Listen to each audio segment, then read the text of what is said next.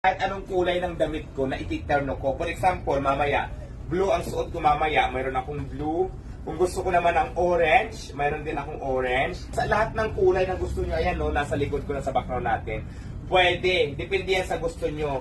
So ito pala guys, ito mayroon silang ganito na pwede nyo gawing design. Ayan, ito. Kaya nang bahala kung anong klaseng design nyo. Ako kasi ginanyan ko siya.